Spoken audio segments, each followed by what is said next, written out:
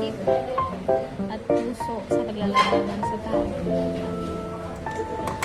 Para maramdaman ang